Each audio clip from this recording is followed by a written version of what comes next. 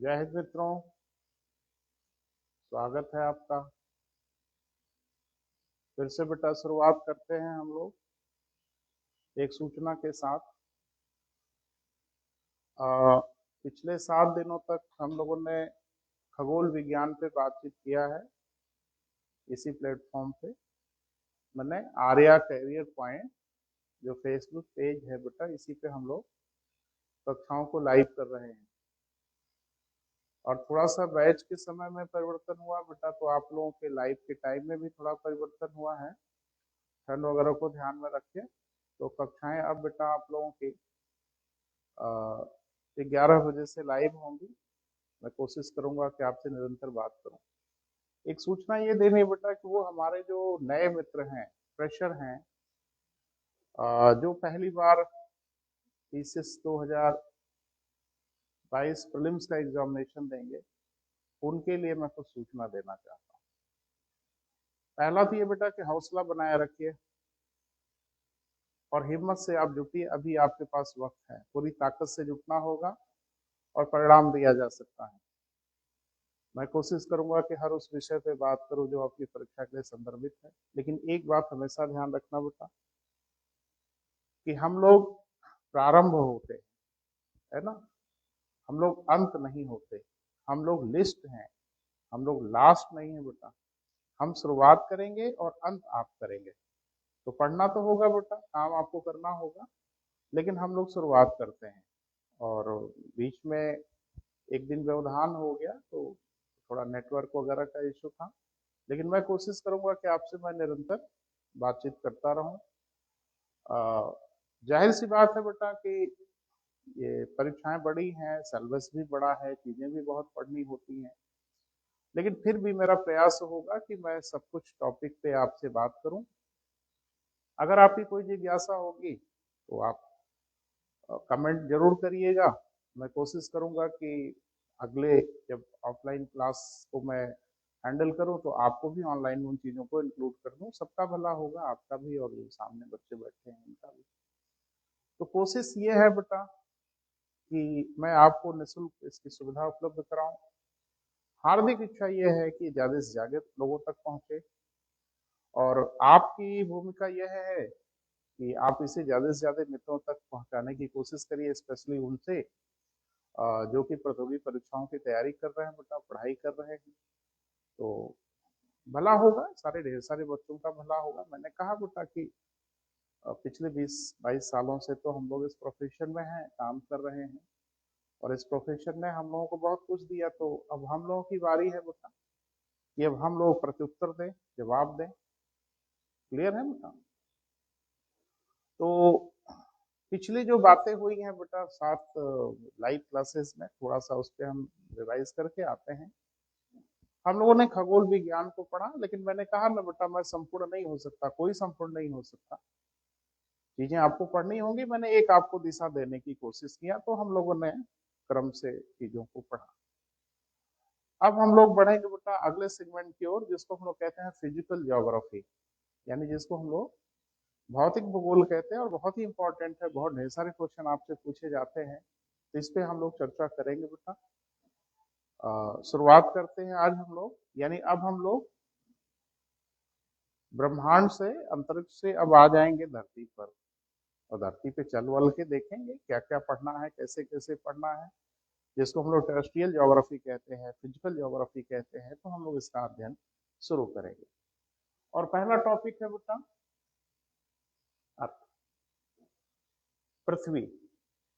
तो जाहिर सी बात है, पृथ्वी पर हम लोग रहते हैं, पृथ्वी पे जीवन है, और जितने ढेर सारे ग्रह हैं उन सारे ग्रहों में एक ही ग्रह है जिसपे हम लोगों का जीवन चल रहा है। तो समस्या ये है बेटा कि पृथ्वी का थोड़ा सा अध्ययन तो बेटा करना ही होगा, पढ़ना होगा। परीक्षाओं पे दो चीजों पे बेटा फोकस करना होता है। एक फैक्ट्स, तथ्य, क्योंकि परीक्षाओं में तथ्य भी पूछे जाते हैं जो आपको याद करना होगा, किसी को याद करना होगा। और दूसरा है कॉन्सेप्ट, अवधारणाएं। तो अवधारणाएं सिर्फ एक बार डेवलप होती हैं बेटा। अगर अच्छे से आपने अवधारणाओं को विकसित कर लिया तो वो फिर जीवन भर के लिए आपके साथ होंगे, और जब तक आपकी प्रतियोगी परीक्षाएं चल रही हैं, आपका विद्यार्थी जीवन है। और तथ्यों की परेशानी यह है बेटा कि इनको थोड़ा देखना पड़ता है, बीच बीच में ये मिस हो सकते हैं, तो आपको परीक्षा के पहले इनको रिवाइज करना है। परीक्षा के पहले अवधारणाओं को नहीं रिवाइज करना है, तथ्यों को रिवाइज करना होता है। तो तथ्य है बेटा, तो उन तथ्यों पे भी थोड़ा सा बात करते हैं। एक नाम बेटा कौन रहा है मेरे मन में बार बार, तो मुझे लगता है मैं वहीं से शुरुआत करूं। एक नाम है जिसको लोग कहते हैं Goldilocks zone. Goldi sorry Goldilocks zone, ये नाम सुना है बेटा? वास्तव में एक स्टोरी है बेटा, एक कहानी थी, और उसी कहानी के आधार पे हम लोग फिर अपने यूनिवर्स में भी कुछ चीजों को डेवलप कर। एक चीज बताइए कि पृथ्वी की सूर्य से इतनी एक शानदार दूरी मिल गई, अब ये प्रोबेबिलिटी से मिली या जैसे भी मिली, लेकिन पृथ्वी और सूर्य के बीच की दूरी जो मिली, उस दूरी में अगर अंतर होता तो शायद पृथ्वी पर जीवन नहीं होता। क्योंकि अगर पृथ्वी सूर्य के करीब होती तो भी पृथ्वी पर जल नहीं होता। अरे भाई, जल ही तो जीवन है पृथ्वी के लिए, क्योंकि जल नहीं तो जीवन नहीं। और इसी के कारण हम लोग इसको ब्लू प्लेनेट भी कहते हैं, है ना, नीला ग्रह भी कहते हैं। तो ये ध्यान रखिएगा बेटा कि पृथ्वी पर जो जीवन है वो जल के कारण है, और जल की जो स्थिति है वो पृथ्वी से सूर्य के बीच की दूरी पर निर्भर करता है। थोड़ी देर के लिए कल्पना करिए कि अगर पृथ्वी सूर्य के थोड़ी सी नजदीक होती तो टेम्परेचर इतना हाई होता कि सारा जो पानी है पृथ्वी पर वो वेपराइज हो जाता, वाष्पीकृत हो जाता, तो भी शायद जीवन ना होता। और पृथ्वी की सूर्य से दूरी अगर ज्यादा होती, थोड़ा सा डिस्टेंस ज्यादा होती, तो सब आइसिस फॉर्मेट में होता, तो भी जीवन के लिए बड़ी मुश्किल हो जाती, कठिनाई हो जाती। तो कल्पना की गई गोल्डी लॉक्स जोन की। कहा गया कि कोई भी जो ग्रह है वो सूर्य से इतनी दूरी पर हो, उसके पदार्थ तरल अवस्था में हो, यानी पानी या लिक्विड तरल अवस्था में हो, तो वहां जीवन की संभावनाएं होंगी। तो इसीलिए एक शब्द गढ़ लिया गया गोल्डी लॉक्स जोन। तो एक ऐसा जोन है, यानी एक ग्रह सॉरी तारे से ग्रह की दूरी इतनी बढ़िया बने कि वहां जीवन उत्पन्न होने की संभावना उत्पन्न हो जाए, उसी को हम लोग नाम दे देते हैं क्या बेटा? Goldilocks zone. तो आजकल कंपटीशन में कोई भी नाम अचानक फ्लैश हो जाता है, बच्चे घबरा जाते हैं, तो थोड़ा सा सतर्क रहिएगा। क्लियर है बेटा? आगे बढ़ते हैं बेटा, शुरुआत करते हैं, थोड़ा बेसिक चीजों से शुरुआत करते हैं कि जो पृथ्वी है वो एकदम से स्फेरिकल नहीं है, गोल नहीं है, जिसको हम लोग बचपन से पढ़ते हैं ना कि थोड़ा पोल्स पे, ध्रुवों पे थोड़ी सी चपटी है। तो सब पढ़ेंगे बेटा, काहे चपटी हो गई, काहे तिरछी हो गई, सब कुछ पढ़ना है, सब कुछ समझना है, क्योंकि हर इलाके से क्वेश्चन है। तो आज हम पृथ्वी के बारे में थोड़ा सा बात करते हैं आपसे, और उसको समझने की कोशिश करें। जो पृथ्वी है उसकी आकृति जब पूछा जाता है तो ढेर सारे हम लोगों के दिमाग में तुलना रहती है कि संतरे जैसी, नाशपाती जैसी, फलाना जैसी, ढिमाका जैसी हम लोग बोलते हैं। लेकिन ध्यान रखना कि ज्योग्राफी में पृथ्वी की आकृति के लिए एक नाम है, यानी पृथ्वी की आकृति कैसी है उस आकृति को हम लोग कहते हैं क्या बेटा? जियोइड। पृथ्वी की आकृति कैसी है बेटा? जियोइड है। क्लियर? और पृथ्वी की जो आकृति जियोइड है, इसको हिंदी में क्या कहते हैं? हिंदी में बड़ी मजेदार बात है कि हिंदी में इसको पृथ्वी आकार ही कहते हैं, लेकिन इंग्लिश में क्या कहते हैं बेटा? जियोइड। अब जियोइड जो भी संरचना होगी उसकी कुछ ज्योमेट्रिकल आकृति तो होगी, ज्योमेट्री संरचना तो होगी। अरे जैसे हम ट्रायंगल बोलते हैं तो ट्रायंगल की कुछ डिजाइन होती है ना बेटा, सर्किल बोलते हैं तो सर्किल की कुछ डिजाइन होती है ना। तो जियोइड जब हम कहते हैं तो जियोइड की कुछ ज्योमेट्रिकल स्ट्रक्चर होगा ना, ज्यामितीय संरचना होगी, जरा उसको समझना है। पृथ्वी की जो ज्यामितीय संरचना है वो हम देखने से जब इसको अध्ययन करते हैं तो मालूम ये चलता है कि पृथ्वी पूरी तरह से गोल नहीं है। थोड़ी देर के लिए बताइए बेटा, अगर पृथ्वी पूरा स्फीयर के फॉर्मेट में होती गोले के फॉर्मेट में होती, गोलाब के फॉर्मेट में होती, और ये अगर पृथ्वी का केंद्र है तो this line and this line ये इक्वल होता, बराबर होता। कब?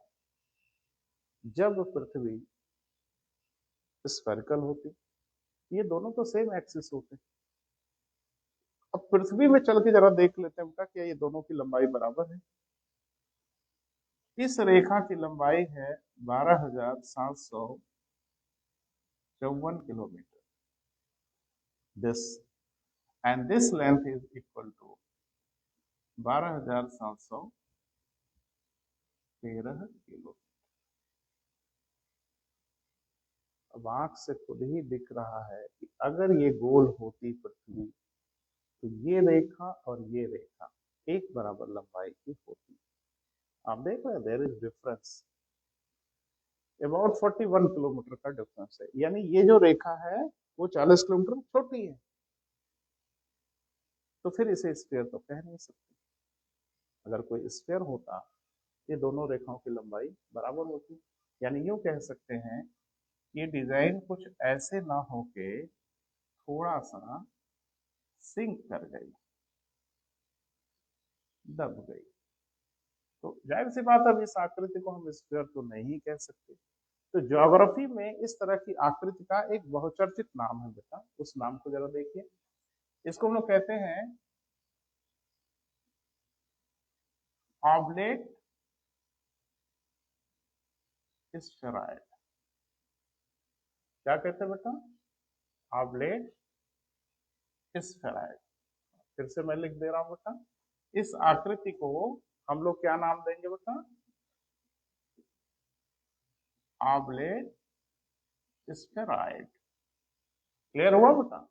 हिंदी में कहते हैं लंबवक्ष गोलाभ।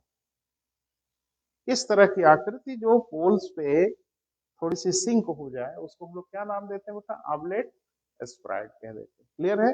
हिंदी में क्या कहते हैं बेटा? लंबवक्ष गोलाभ। ये तो ज्योमेट्रिकल स्ट्रक्चर है, लेकिन पृथ्वी की जो डिजाइन है, आकृति है, उस आकृति को हम लोग क्या कहते हैं बेटा? जियोइड। दोनों नाम दिमाग में रखिएगा, परीक्षाओं में जहां जैसा दिखे वैसा उपयोग करिएगा। क्लियर हुआ बेटा? ऑब्लेट स्फेरॉइड नहीं समझ रहे हैं? अरे भाई, घर में लड्डू बनाते हैं तो बनाते बनाते गोल करते हैं, और गोल करने के बाद थोड़ा सा प्यार दे देते हैं ऊपर नीचे से, तो ऊपर और नीचे थोड़ा फ्लैट और बीच में थोड़ा सा उभार बढ़ जाता है। ऐसी आकृति को हम लोग क्या कहते हैं बेटा? ऑब्लेट स्फेरॉइड कहते हैं। क्लियर हुआ? यानी पृथ्वी की आकृति स्फेरिकल तो नहीं ही है बेटा। और बचपन से आपने पढ़ा है कि ध्रुवों पे थोड़ा सा फ्लैट है, चपटी है। हम लोग सब अध्ययन करेंगे कि काहे ऐसा हो गया भाई। घर में लड्डू बनाते तो हमने हाथ से दबा दिया, पृथ्वी की डिजाइन में कौन दबा दिया? काहे ऐसा हो गया? अध्ययन करेंगे बेटा, हम लोग समझने की कोशिश करेंगे। लेकिन उसके पहले जरूरी है बेटा कि हम मनुष्य जिस ग्रह के सतह पर रहते हैं तो बड़ी जिज्ञासा मन में तो होती है बेटा कि अंदर सब कुछ कैसा है। क्या पृथ्वी अंदर से भी ऐसी ही है या इसमें कुछ डिफरेंसेस हैं? तो थोड़ा सा बेटा इसको समझना, और है बड़ी मजेदार बात, और परीक्षाओं के लिए बहुत जरूरी है। अभी मैंने जितनी परीक्षा देखा इधर, दो चार, हर जगह यहाँ से क्वेश्चन पूछे गए, हम उस पर आपसे बात करेंगे। क्लियर है बेटा? तो उसको थोड़ा सा समझने का प्रयास करिएगा। पृथ्वी अंदर से जैसी भी है वो तो अभी हम लोग देखेंगे ही, लेकिन सबसे गंभीर प्रश्न है बेटा, ये पता कैसे चला होगा? आखिरकार ये मालूम कैसे चला होगा कि पृथ्वी अंदर से कैसी है? तो पृथ्वी की आंतरिक संरचना के बारे में आज जितनी भी हमारी जानकारी है, वो जानकारी का स्रोत क्या है? पहली बात कि लगभग 6,400 किलोमीटर का रेडियस है पृथ्वी का, अबाउट 6,400 किलोमीटर। धरती के अंदर तो हम लोग फिजिकली कभी गए नहीं, ना ही हम लोगों ने ऐसा कोई ड्रिलिंग किया। अफ्रीका में कुछ हीरे की खानें हैं, बहुत गहरी हैं, लेकिन वो भी इतनी गहरी तो नहीं है कि हम लोग पृथ्वी की आंतरिक संरचना का पता लगा लें।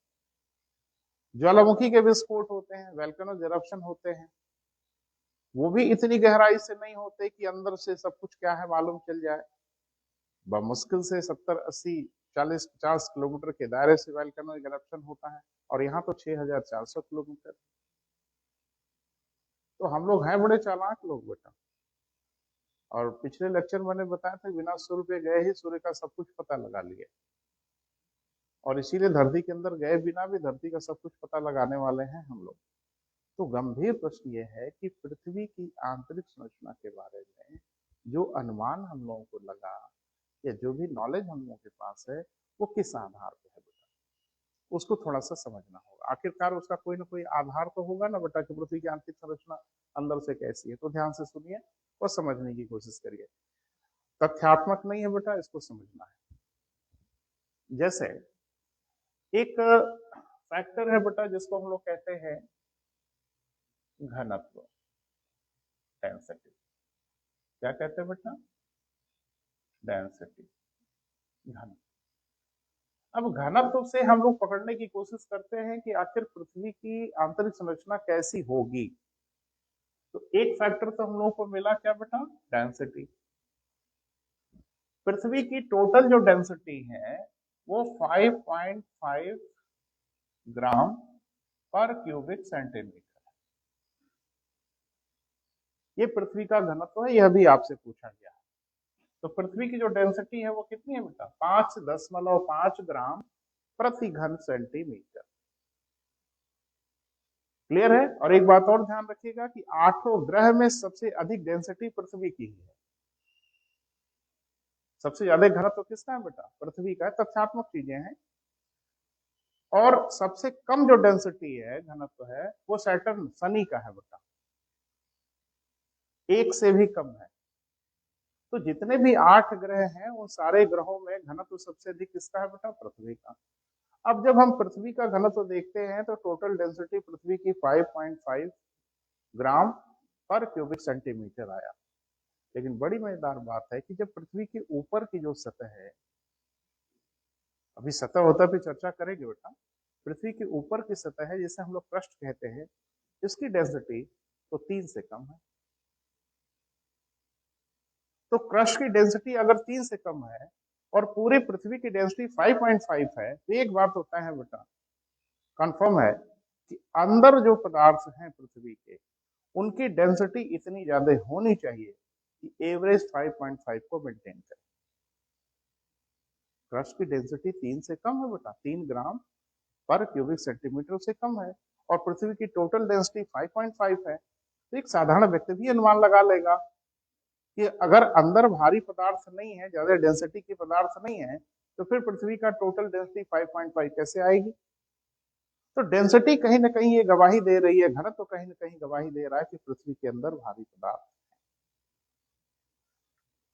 क्लियर है बेटा? इसके बाद दाब, प्रेशर, वो भी थोड़ा समझिएगा। प्रेशर का मतलब यह है कि धरती के अंदर जो पदार्थ हैं, जो चीजें हैं, उनके ऊपर ऊपर से दबाव बन रहा है। अभी हम लोग पढ़ेंगे क्या क्या है। तो पृथ्वी के ऊपर जो पदार्थ है वो नीचे की चीजों पे दबाव बनाते हैं, और ऐसा अध्ययन से स्पष्ट हुआ है कि अगर रॉक पे, चट्टानों पे दबाव बढ़ता है तो उनकी डेंसिटी बढ़ती है, उनका घनत्व क्या होता है बेटा? बढ़ता है। लेकिन एक चीज ये भी नोटिस किया गया कि एक लेवल से ज्यादा उनका घनत्व नहीं बढ़ता। तो पृथ्वी के नीचे की जो चट्टाने हैं या जो पदार्थ हैं उस पर प्रेशर बहुत ज्यादा होगा, डेफिनेटली होगा, लेकिन उस पर दबाव इतना होगा तो भी उनकी डेंसिटी इतनी नहीं हो जाएगी कि पृथ्वी का घनत्व 5.5 हो। ये गवाही दे रहा है कि पृथ्वी के नीचे जो पदार्थ हैं वो ऊपर वाले पदार्थ से भिन्न है। अब तीसरा मैटर है बेटा ताप। जरा ध्यान से सुनिएगा, मैंने किन किन चीजों की चर्चा किया। पहला मैंने कहा घनत्व, डेंसिटी। दूसरा मैंने क्या कहा बेटा? प्रेशर।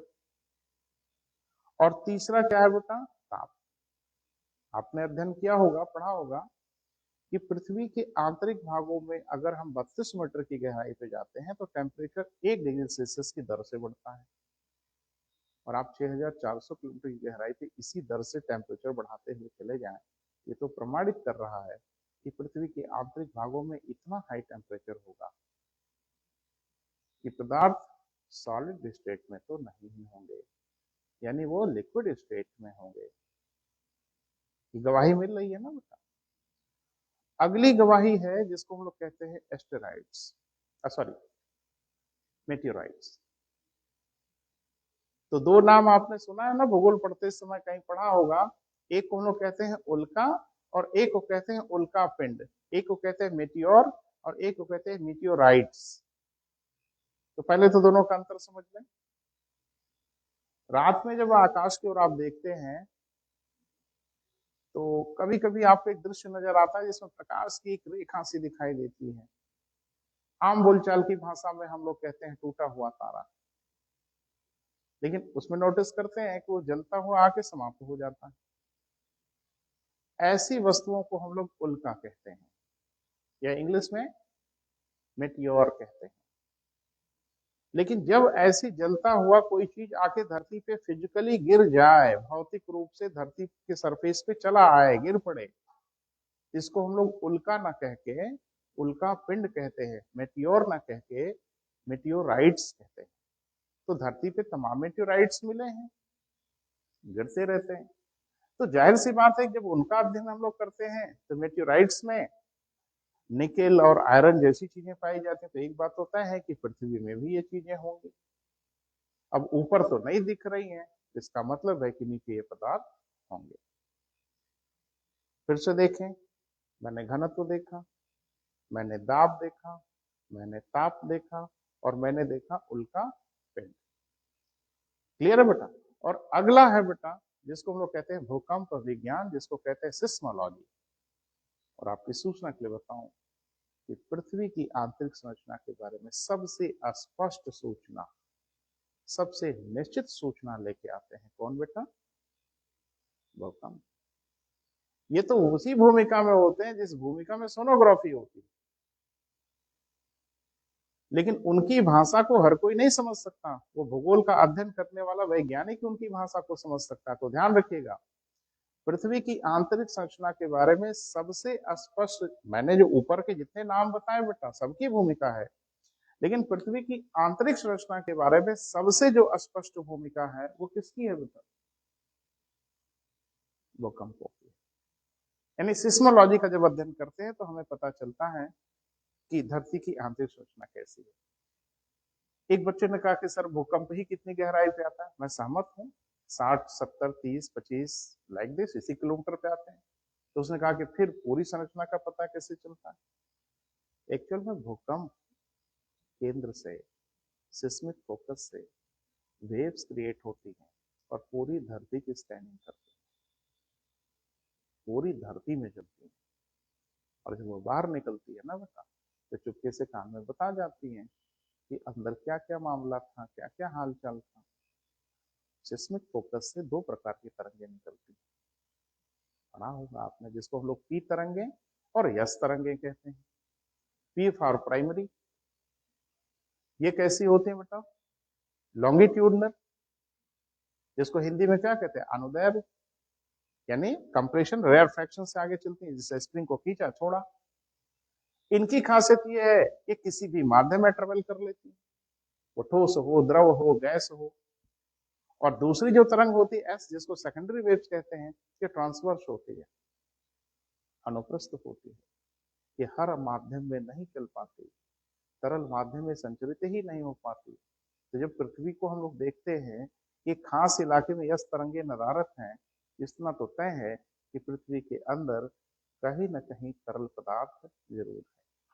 क्योंकि अगर ऐसा ना होता तो फिर यस तरंगे क्यों गायब होती? मैं सुझाव दे रहा हूँ बेटा। लेकिन भूकंपों का बहुत व्यापक अनुभव होता है, उनके आधार पर पृथ्वी की आंतरिक संरचना का पता चला। तो फिर से सुने बेटा, पृथ्वी की आंतरिक संरचना पे जो हम लोगों का नॉलेज हुआ उसमें कई फैक्टर एक साथ काम किए। घनत्व भी कहीं न कहीं गवाही देता है, ताप भी कहीं न कहीं गवाही देता है, प्रेशर, दाब भी बताता है कि अंदर कुछ मामला गड़बड़ है, मेटियोराइट्स, उल्कापिंड भी बताते हैं। और सबसे बढ़ चढ़ के जो पृथ्वी के आंतरिक भाग के बारे में जो सूचना मिलती है वो किससे मिलती है बेटा? भूकंपों से। अब आप ये समझना कि परीक्षा में आपसे कैसे प्रश्न पूछा जाएगा। मैं क्वेश्चन आंसर नहीं बता रहा हूँ बेटा, मैं चीजों को समझा रहा हूँ। क्वेश्चन कैसे पूछा जाएगा? आपसे पूछा जाएगा कि पृथ्वी की आंतरिक संरचना के बारे में सबसे स्पष्ट सूचना निम्न में से किससे मिलती है? भूकंप से, ज्वालामुखी से, सागरों के अध्ययन से, फलाना से। तो मुझे लगता है आप समझ रहे हैं कि क्या जवाब देना होगा। लाइक दिस ऐसे क्वेश्चन होंगे। क्लियर हुआ बेटा? अब भूकंपों के अध्ययन के आधार पर यह बताया गया कि पृथ्वी अंदर से कैसी है। तो थोड़ा सा आप भी देख लें, और यहाँ से हर कंपटीशन में क्वेश्चन पूछे जाते हैं।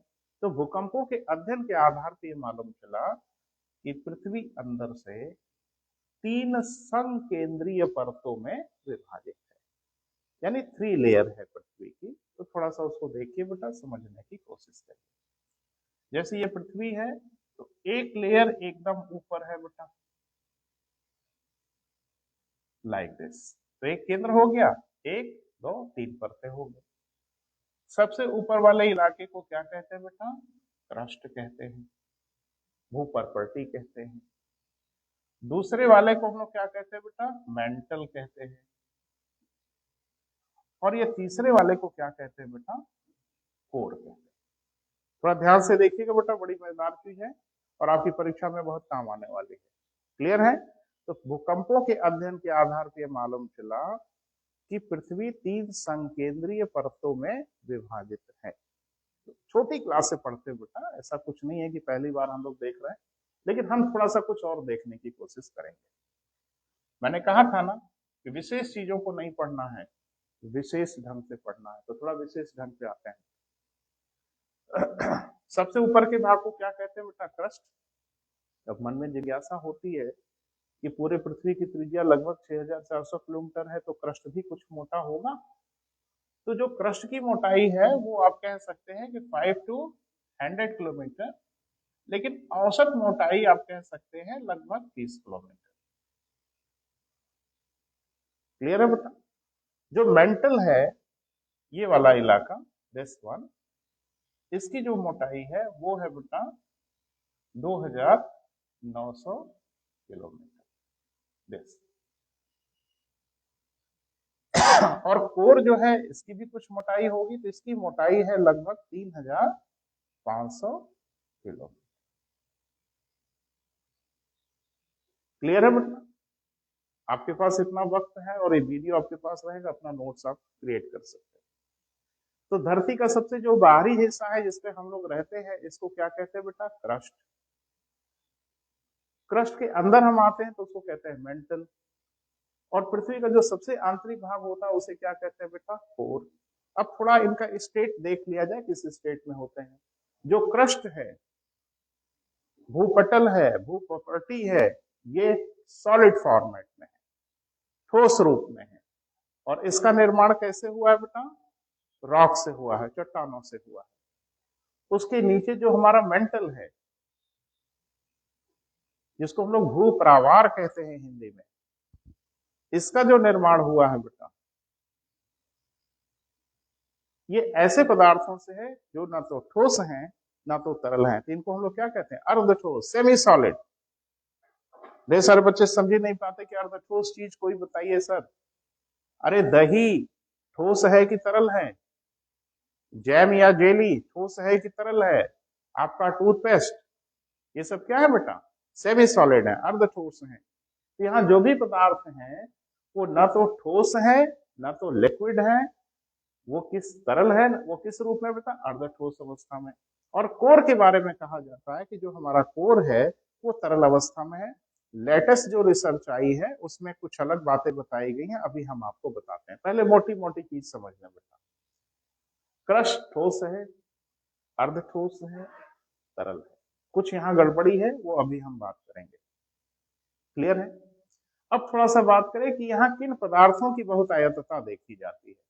तो ये भी आपने छोटी क्लास में पढ़ा है कि यहाँ जो सबसे अधिक मात्रा में पाए जाते हैं वो पाए जाते हैं सियोल, सिलिकेट्स एंड एल्यूमिना, या सिलिका और एल्यूमिना। यहाँ जो सबसे अधिक पदार्थ पाए जाते हैं उनको हम लोग क्या कहते हैं? सीमा, सिलिका एंड मैग्नीशियम। क्लियर है बेटा? और कोर में सबसे अधिक मात्रा में वही पदार्थ पाए जाने चाहिए जिनसे पृथ्वी की डेंसिटी 5.5 मैनेज हो। तो माना जाता है कि यहाँ पे क्या है बेटा, Nife, Nife for nickel and ferrous. Clear हुआ? फिर से सुन लें। धरती का सबसे बाहरी भाग क्रस्ट, उसके अंदर मेंटल और सबसे अंदर कोर। क्रस्ट 5 से 100 किलोमीटर हम लोग मानते हैं, लेकिन औसत मोटाई 30 किलोमीटर, क्योंकि क्रस्ट एक सरफेस का नहीं है, कहीं ऊंचाई है, कहीं पहाड़ है, कहीं सागर है, लाइक दिस। इसकी मोटाई है बेटा 2900 किलोमीटर, इसकी मोटाई है 3005 किलोमीटर। यहाँ सियाल के दिखता है, सियाल फॉर सिलिका एंड एल्यूमिना। यहाँ सीमा यानी सिलिकेट्स एंड मैग्नीशियम, और यहाँ निकिल एंड फेरस। यहां तक क्लियर हुआ बेटा? इसके आगे हम बात करेंगे बेटा, पहले बेसिक चीजों को क्लियर कर लेते हैं, फिर आगे हम लोग बढ़ते हैं। और एक बार फिर से डायग्राम बनाएंगे बेटा, और इस बार कुछ दूसरी चीजें आपको बतानी है।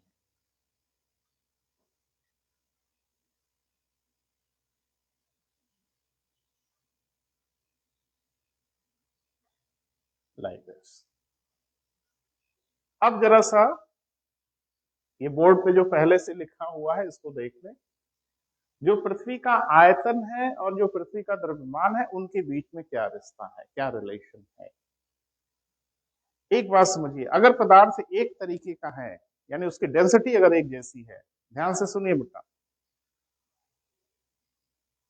अगर पदार्थ एक जैसे हैं, कोई अंतर नहीं, जैसे एक बाल्टी पानी है आपके पास, तो आधी आधी बाल्टी जो पानी है उसका आयतन आधा है, तो ध्यान रखिएगा उसका द्रव्यमान भी आधा होगा। यानी अगर वॉल्यूम आधा है तो मास भी आधा होगा, तब जब सारे पदार्थ एक जैसे होंगे। लेकिन यहां जरा देखिए, जो क्रस्ट है, आयतन माने समझते हैं ना बेटा, जितनी वो जगह घेरता है, मास द्रव्यमान। तो ये पूरी पृथ्वी का जो आयतन है उसमें क्रस्ट का आयतन मात्र 1% है। आप कल्पना कर सकते हैं कि जिस हिस्से पे हम लोग रहते हैं वो हिस्सा पूरी पृथ्वी के आयतन का मात्र 1% है, लेकिन उसका जो मास है, उसका जो द्रव्यमान है, मोटा मोटा आप भार भी कह सकते हो, वो 1% से कम है पृथ्वी के कुल भार का। मेंटल, इसका जो आयतन है, आप देख रहे हैं पूरी पृथ्वी के आयतन का सबसे अधिक आयतन का निर्माण यही करता है, कौन बेटा? मेंटल। जबकि भार में या द्रव्यमान में उसका योगदान कितना है बेटा? 68%। तो भी आप देख रहे हैं आयतन ज्यादा है और भार में योगदान कम। मैंने क्या कहा कि अगर पदार्थ सब एक जैसे होते तो जितना आयतन होता उतना ही द्रव्यमान में योगदान होता, लेकिन आप देख रहे हैं कि आयतन में योगदान तो 83% है और भार में या द्रव्यमान में योगदान 68% है। इसका मतलब ये पदार्थ थोड़े हल्के हैं। और इधर आइए, जो कोर है उसका आयतन में योगदान तो 16% है, लेकिन मास में योगदान 31% है, 31% है। मतलब ये भारी पदार्थ जरूर है, क्योंकि आयतन में अगर 16% है तो द्रव्यमान में भी 16 ही होना चाहिए था ना बेटा, लेकिन वो कितने हैं? 31%। ये भारी पदार्थ। कुछ आइडिया लगा बेटा? आप भी नोट कर लीजिएगा। बार बार पूछा जाता है कि जो मेंटल है उसका आयतन पूरी पृथ्वी के आयतन का कितना है, तो 83% है, और द्रव्यमान उसका कितना है बेटा? 68% है। क्लियर है? अब थोड़ा सा समझने की कोशिश करिए। पृथ्वी की आंतरिक संरचना जो हम लोग अभी आधे घंटे 1 घंटे में पढ़ेंगे ना बेटा, इसको हम मनुष्यों को समझने में बड़ा टाइम लग गया, बड़ा वक्त लग गया, और कुछ लोगों ने तो अपनी जिंदगियां दांव पे लगा दी। एक वैज्ञानिक थे, मोहरोविसिक, वो वैज्ञानिक क्रोएशिया के रहने वाले। क्रोएशिया में एक वैली है बेटा, कुल्पा वैली, कुल्पा घाटी। 1919 में ये व्यक्ति अपना जीवन ही गुजार दिया सिर्फ भूकंपों का अध्ययन के लिए। इन्होंने बड़ा व्यापक भूकंपों का अध्ययन किया कुल्पा वैली में। चूंकि प्रेक्षण बड़े अच्छे मिल जाते थे वहां, तो ऐसे तमाम लोगों ने बेटा अपनी आहुति दी है। तो हम लोगों के पास आज नॉलेज है और मिनट भर में हम लोग पढ़ लेते हैं पृथ्वी अंदर से ऐसी है वैसी है। बहरहाल मोह ने ये देखा कि क्रस्ट और मेंटल की ओर जब भूकंप की तरंगें बढ़ती हैं, यानी क्रस्ट से जब मेंटल की ओर बढ़ती है, देखो एक बात, एक ने कहा कि भूकंप की तरंगें तो ऐसे जाएंगी, भाई अगर भूकंप यहां उत्पन्न हुआ तो नहीं, भूकंप की तरंगें फिर लौटती हैं, परावर्तित होकर फिर अंदर आती हैं, कई बार वो धरती को इधर से उधर घूमती रहती है। तो उन्होंने देखा कि भूकंप की जो तरंगें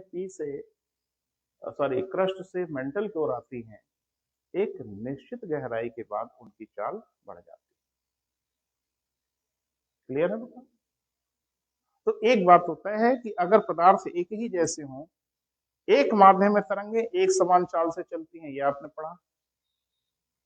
माध्यम बदलने पर तरंगों की चाल बदल सकती है और बदलती ही है, ये भी आपने पढ़ा।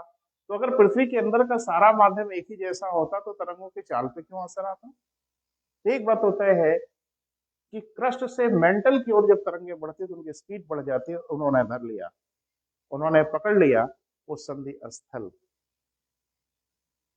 जहां से एक तरंग की स्पीड बढ़ रही है, और उन्होंने इसे पकड़ लिया, यानी इन्होंने ट्रैप कर लिया कि एक जगह तो यहाँ है जहां से इधर के और इधर के पदार्थ अलग अलग हैं, पदार्थों की डेंसिटी में डिफरेंस है। और बड़े प्यार से ज्योग्राफी में इसको कहा जाता है मोह डिसकंटिन्यूटी।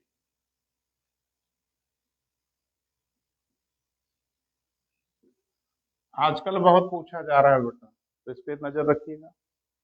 तो क्रस्ट और मेंटल का जो सीमावर्ती क्षेत्र ट्रैप कर लिया गया, पकड़ लिया गया, संक्रमणशील क्षेत्र पकड़ लिया गया, जहां संधि स्थल है, उसी को नाम दिया गया क्या बेटा? मोह डिसकंटिन्यूटी। इसको हिंदी में कहते हैं मोह असंबद्धता। तो मोह डिसकंटिन्यूटी किसके किसके बीच में है बेटा? क्रस्ट और मेंटल के बीच में। जाहिर सी बात है कि यहां और यहां के पदार्थों में भी डिफरेंस होगा, तभी तो एक लाइन बीच में खींच ली गई कि भाई ये सीमा है। इसका पता लगा लिया एक वैज्ञानिक ने, जिनको नाम दिया गया गुंटेनबर्ग, उन्हीं के नाम पर। इसको क्या कहा जाता है बेटा? गुंटेनबर्ग डिसकंटिन्यूटी। तो गुंटेनबर्ग असांतत्य या असंबद्धता। तो दो संधि स्थल मिले, बोले बेटा? एक संधि स्थल मिलेगा क्रस्ट और मेंटल के बीच में, और एक संधि स्थल मिलेगा मेंटल और कोर के बीच में, और इसे वैज्ञानिकों ने ट्रैप कर लिया। तभी तो हम 3 संकेंद्रीय परतों में आपको बढ़ाते हैं, बताते हैं। इस वाले को क्या कहते हैं बेटा? मोह डिसकंटिन्यूटी। और इस वाले को क्या कहते हैं? गुंटेनबर्ग डिसकंटिन्यूटी। लेकिन एक बड़ी मजेदार बात देखिए कि जो क्रस्ट है वो भी एक समान नहीं है। मालूम चला कि अपर क्रस्ट और लोअर क्रस्ट में भी डिफरेंस है। इसका पता लगा लिया जिन्होंने, उनको कहा जाता है कोनार्ड डिसकंटिन्यूटी। क्या कहते हैं बेटा? Konrad discontinuity. ये किसके किसके बीच में है? ध्यान से सुनिए, वीडियो देख के नोट करिएगा। ये अपर क्रस्ट और लोअर क्रस्ट के बीच में है। अपर भूपटल और लोअर नीचे के भूपटल के बीच में भी कुछ व्यवधान देखने को मिला, उसको नाम दिया गया कोनार्ड डिसकंटिन्यूटी। मालूम चला कि जो मेंटल है बेटा, भूप्रवार है, इसमें भी ऊपर के पदार्थ और नीचे के पदार्थों में अंतर है। अभी हम बात करते हैं तो इसमें भी देखा गया कि अपर मेंटल और लोअर मेंटल, इनके बीच में भी कुछ डिफरेंस देखने को मिला। तो इसको यहां भी एक व्यवधान देखने को मिल गया बेटा, तो इस व्यवधान को नाम दिया गया रेपेटी डिसकंटिन्यूटी। और मालूम चला कि जो कोर है ना बेटा, उसको भी दो भाग में बांट लिया गया, अपर कोर और लोअर कोर। तो कोर में भी एक डिफरेंस देखने को मिला, जिसको कहा गया लेमैन डिसकंटिन्यूटी।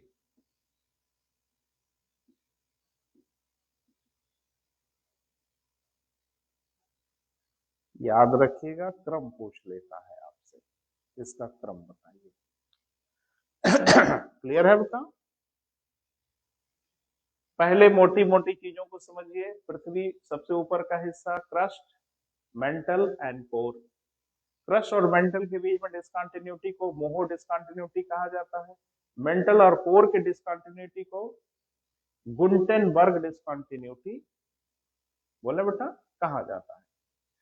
अब क्रस्ट और मेंटल और कोर को भी दो दो भागों में बांट लिया गया, upper crust lower crust, Conrad discontinuity, upper mantle lower mantle, Repetti discontinuity, upper core और लोअर कोर, लेमैन डिसकंटिन्यूटी। अब परीक्षा में क्या पूछेगा, इनका क्रम बता दीजिए। तो क्रम आपके सामने है, कोनार्ड, मोहो, रेपेटी, गुंटेनबर्ग और लेमैन। क्लियर बेटा? इन लोगों ने बताया। अब एक बात, ऐसा क्यों बताया? एक्चुअल में अपर जो क्रस्ट है, ऊपर का जो हिस्सा है, इसकी डेंसिटी 2.7, लोअर क्रस्ट की डेंसिटी 2.9, तो डेंसिटी में डिफरेंस है ना, तो एक डिसकंटिन्यूटी तो होगी कोनार्ड। मेंटल में आइए, अपर मेंटल का जो डेंसिटी है वो 4.7, लोअर मेंटल की जो डेंसिटी है वो 5.7, तो डिफरेंस है ना बेटा डेंसिटी का, तो पदार्थ अलग अलग होंगे ना, तो क्या नाम दे दिया, रेपेटी डिसकंटिन्यूटी। इधर आइए कोर में, कोर में भी अपर कोर जो कहा गया और लोअर कोर कहा गया, इसमें भी देखा गया, पहले तो ये माना जाता पूरा कोर तरल अवस्था में है, लेकिन आज की डेट में कहा जाता है कि पूरा कोर तरल अवस्था में नहीं है। जो इनर कोर है लगभग 1200 किलोमीटर की त्रिज्या का, ये सॉलिड फॉर्मेट में है, क्योंकि इसके ऊपर प्रेशर इतना अधिक है, इसे सॉलिड में होना ही होगा। लेकिन जो अपर कोर है बेटा, लगभग 2300 किलोमीटर की मोटाई, ये किस अवस्था में बेटा, ये तरल अवस्था में है। और जाहिर सी बात है उन दोनों के बीच में एक डिसकंटिन्यूटी तो होगी, उसे नाम दिया गया लेमैन डिसकंटिन्यूटी। इसकी डेंसिटी बहुत ज्यादा है बेटा, 13 के आसपास है, क्योंकि अगर इसकी डेंसिटी ज्यादा नहीं होगी तो पूरी पृथ्वी की डेंसिटी 5.5 ग्राम पर सेंटीमीटर क्यूब कैसे होगी। ऊपर की डेंसिटी आप देख ही रहे हो, इधर की अगर डेंसिटी आप देखें तो 2.7 से 2.9 तक, इसकी अगर डेंसिटी देखें तो 4.7 से 5.7 तक। तो ये सब मिला के 5.5 अगर होना है तो जाहिर सी बात है कोर के पदार्थों की डेंसिटी ज्यादा होनी ही होगी, तभी औसत 5.5 आएगा। क्लियर हुआ बेटा? समझ पाए? तो आज बेटा हम अपनी बात यही समाप्त कर रहे हैं। ध्यान रखना, अगला लेक्चर बहुत ही महत्वपूर्ण होगा, बहुत ही इंपॉर्टेंट होगा। सारा वीडियो ध्यान से सुन के बेटा नोट्स बना लीजिएगा, कोई जिज्ञासा होगी तो मुझसे बात करिएगा। दूसरा कि अब तो पृथ्वी पर उतरे हैं बेटा, और असली बवाल तो अब शुरू होगा। पृथ्वी की गतियां क्या है, पृथ्वी अक्ष पे काहे झुकी हुई है, पृथ्वी चपटी क्यों हो गई, बहुत ढेर सारी परेशानियां हैं जिसका जवाब हम लोगों को ढूंढना है, और प्रतियोगी परीक्षाओं के लिए हम लोगों को तैयार होना है। क्लियर है? एक बात, जिन मित्रों का, फिर से मैं रिपीट कर दूं बेटा, मैं क्रम से पढ़ा रहा हूं बेटा, लगातार पढ़ा रहा हूं, और मैं क ख ग घ से मैंने शुरू किया है, ABCD से शुरू किया है, तो घबराने की जरूरत नहीं है कि हमारा छूट गया। तो ऑफलाइन क्लास में छूट जाता है तो थोड़ी तकलीफ होती है, ऑनलाइन क्लास में छूटेगा आपको कोई तकलीफ नहीं होगी, उसका उपाय मैं आपको बता रहा हूं। जो भी लेक्चर्स आपके छूटे हैं, मेरा यूट्यूब पे